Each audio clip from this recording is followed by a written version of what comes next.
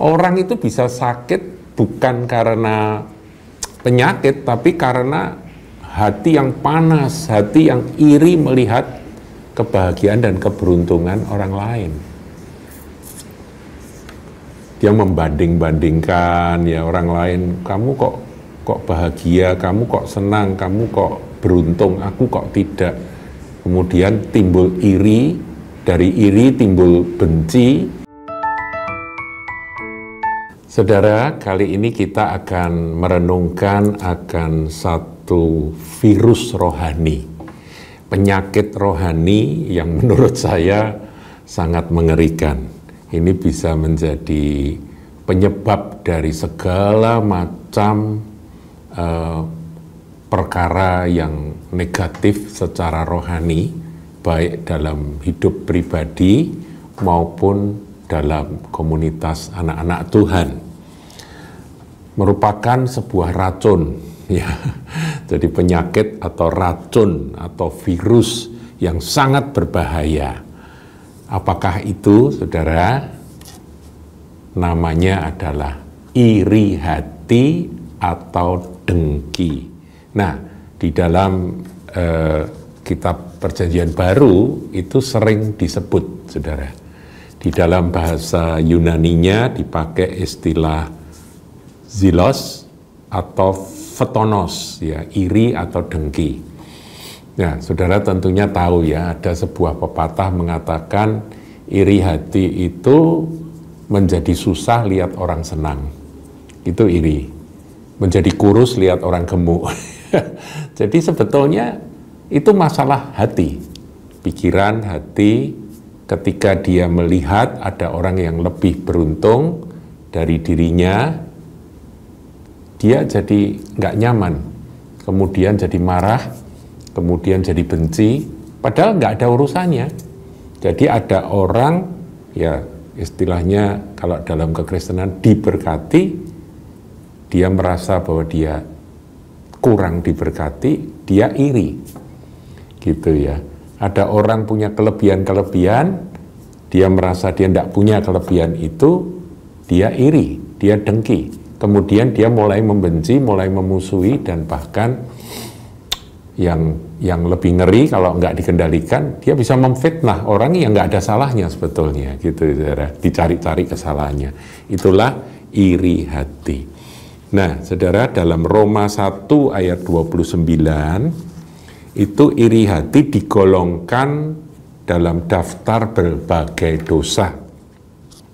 Dikatakan penuh dengan rupa-rupa kelaliman, kejahatan, keserakahan, dan kebusukan, penuh dengan dengki atau iri, saudara ya, photonos itu tadi ya. Pembunuhan, jadi iri itu kalau tidak dijaga, kalau nggak dikendalikan, itu bisa menjadi penyebab dari sebuah pembunuhan, saudara. Kita lihat riwayat dari Yusuf ketika dia mau dibunuh oleh saudara-saudaranya, itu kan saudara-saudaranya iri. Karena Yusuf lebih dikasihi dibandingkan saudara-saudara yang lain. Oleh Yakub kan Yusuf lebih diperhatikan, lebih disayang. Itu saudara-saudaranya panas hati dan iri. Nah, kemudian menjadi kebencian, dan akhirnya Yusuf ketika mengantar makanan kepada saudaranya yang sedang mengembalakan ternak, ditangkap, kemudian dimasukkan dalam sumur kering, saudaraku. Mau dibunuh supaya kelaparan, mati di situ. Ini si tukang mimpi ini, gitu ya. Si tukang ngadu kepada ayah. Jadi ini iri, saudaraku, ya, ngeri sekali. Jadi bisa sampai kepada pembunuhan. Ya puji Tuhan, riwayat nggak sampai mati itu Yusuf ya. Akhirnya diangkat kembali, kemudian dijual sebagai budak. Menyedihkan sekali. Perselisihan, tipu muslihat, dan kefasikan, ya. Kemudian dalam Roma 13, ini juga masuk dalam daftar, saudaraku. Roma 13, ayatnya yang ke-13. Marilah kita hidup dengan sopan seperti pada siang hari, jangan dalam pesta pora, masuk dalam daftar, saudaraku ya, dan kemabukan, jangan dalam percabulan. Jadi iri hati itu masuk dalam daftar perbuatan-perbuatan dosa, disejajarkan, didaftarkan dalam sekelompok percabulan, pesta pora, kemabuan, hawa nafsu. Dalam percabulan dan hawa nafsu, jangan dalam perselisihan dan iri hati, saudaraku. Jadi iri hati merupakan satu perkara yang harus kita waspadai. Ada orang berkata, aku tuh tidak pernah iri. Wah, itu anugerah itu, saudara. Sebab menurut saya hampir semua orang itu pasti pernah terpicu di dalam hati, dalam pikirannya untuk iri terhadap orang lain, terhadap keberuntungan, kelebihan dan keadaan, kondisi dari orang lain. Muncul iri hati itu. Nah, nanti kita akan belajar bagaimana kita mengatasi, ya menyembuhkan kalau memang itu sudah jadi penyakit, bagaimana caranya, saudara ya. Nah, ada beberapa ayat yang saya ingin tunjukkan di dalam Ayub 5 ayat yang kedua. Nah, saudara, Ayub 5 ayat yang kedua. Ayub itu sebelum Mazmur ada kitab Ayub pasal 5 ayat yang kedua. Sesungguhnya orang bodoh dibunuh oleh sakit hati dan orang bebal dimatikan oleh iri hati. Di dalam bahasa Ibrani dipakai istilah khanah. Jadi orang bodoh itu dibunuh oleh sakit hati, orang bebal dimatikan atau ya mati oleh iri hatinya. Jadi ini virus, saudara, ini penyakit yang bisa mematikan akan kerohanian kita. Kita ini kan anak-anak Tuhan yang beroleh kasih karunia, beroleh hidup. Tapi hidupnya Tuhan, hidupnya Allah ini bisa dimatikan oleh apa? Iri hati. Sakit hati, kemudian iri hati itu merupakan sesuatu yang ada di dalam, saudara ya. Tidak nampak. Jadi kalau dikatakan sakit hati itu bukan sakit tubuh, saudara, tapi hatinya sakit. Nah, kemudian dijelaskan kalau itu berkait dengan iri hati, ya ini sebetulnya nggak ada pasalnya. Ngelihat orang lain yang beruntung, lihat orang lain diberkati, melihat orang lain berbahagia, dia jadi tidak nyaman, dia jadi sedih, dia jadi marah, akan lucu, saudaraku ya. Itulah iri hati. Tapi ini manusiawi, saudara. Oleh sebab itu diingatkan di dalam firman Tuhan berkali-kali. Ada lagi di dalam Amsal, ini juga bagus nih, Amsal 14 ayat 30. Ya, kita meneliti akan kondisi diri kita, saudaraku ya. Kita coba cek kondisi hati kita seperti apa. Amsal 14 ayat 30 bunyinya, hati yang tenang menyegarkan tubuh. Saudaraku, kesehatan tubuh, kebugaran tubuh itu ternyata ditentukan oleh suasana hati. Kalau hatinya itu tenang, stabil, damai, itu tubuhnya akan segar, saudara ya. Tetapi iri hati, ya kalau hati itu sudah kemasukan virus iri atau dengki, itu membusukkan tulang, jadi sakit nanti. Orang itu bisa sakit bukan karena penyakit, tapi karena hati yang panas, hati yang iri melihat kebahagiaan dan keberuntungan orang lain. Dia membanding-bandingkan ya orang lain, kamu kok bahagia, kamu kok senang, kamu kok beruntung, aku kok tidak. Kemudian timbul iri, dari iri timbul benci, kemudian timbul fitnah, saudara, cari-cari kesalahan. Wah, dia bisa kaya karena dia mencuri uang, padahal belum tentu, saudaraku ya, mencuri uang perusahaan gitu ya, dia akhirnya keluar fitnah. Saudara, ini sering terjadi. Fitnah itu munculnya dari mana? Kalau dari bukti ya oke, tapi kalau dari iri hati itu berbahaya sekali, saudaraku. Ya, Jadi iri hati membusukkan tulang, membuat orang itu sakit. Sumber kekacauan, nah itu di dalam perjanjian baru, Yakobus, Rasul Yakobus, saudara Tuhan Yesus, itu katakan begini.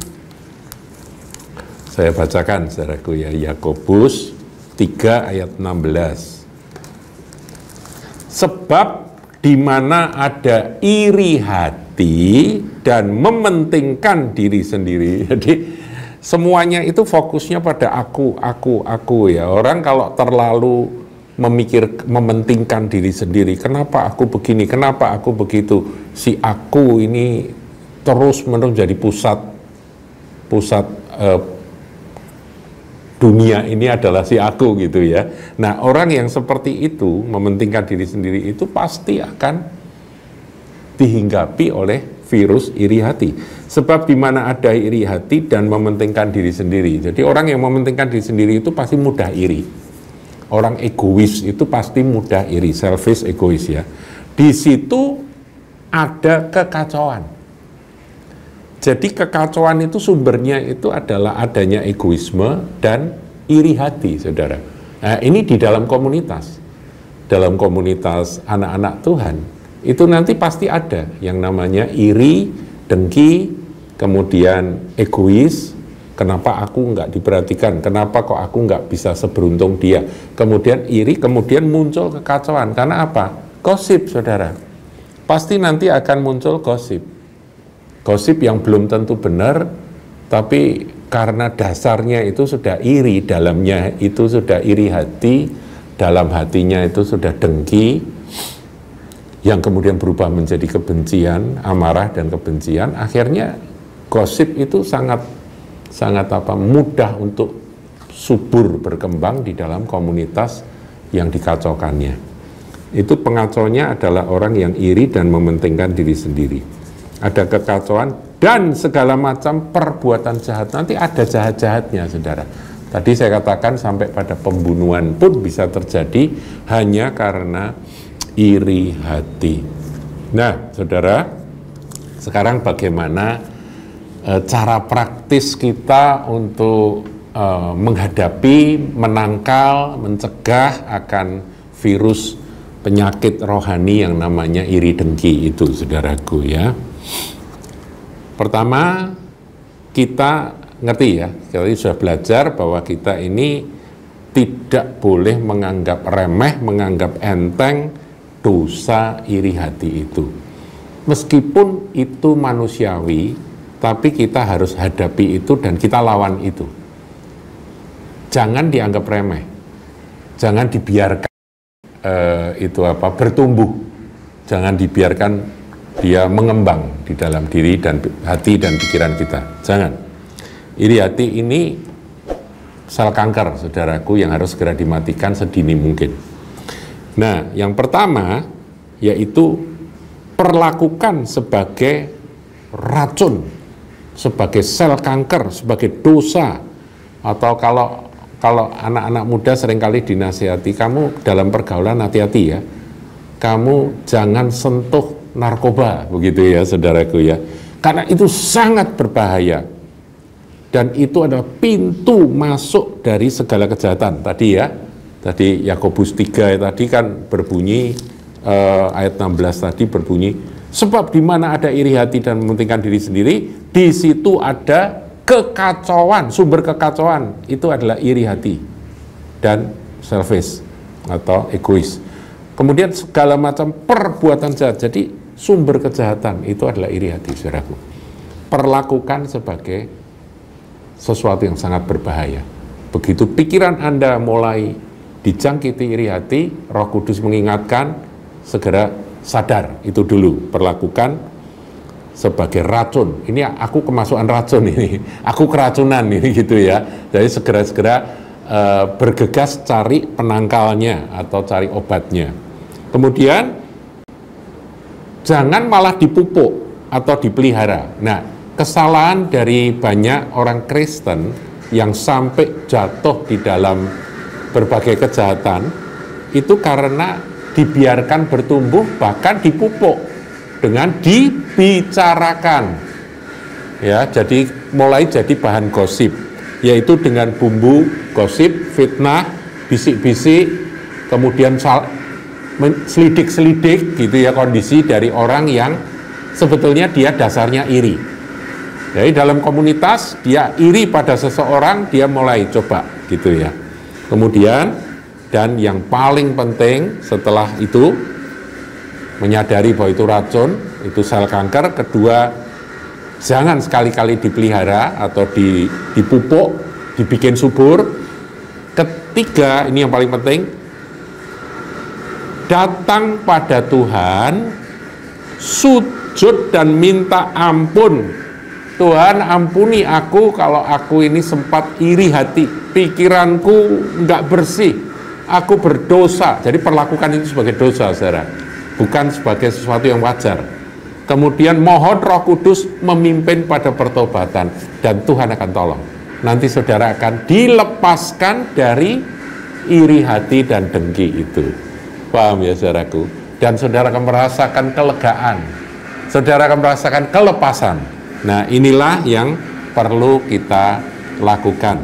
Jadi Suara Gembala kali ini mengingatkan kita akan bahaya dari racun rohani yang paling mengerikan, virus yang lebih berbahaya dari COVID-19, penyakit rohani yang sangat jahat yang akan membawa seorang anak Tuhan itu jatuh dalam berbagai kejahatan dan berbagai dalam Yakobus itu, saudaraku, dalam kekacauan, dia jadi pengacau nanti ya. Tuhan Yesus memberkati. Jangan lupa like, comment, share, dan subscribe channel GKBK Hal Semarang.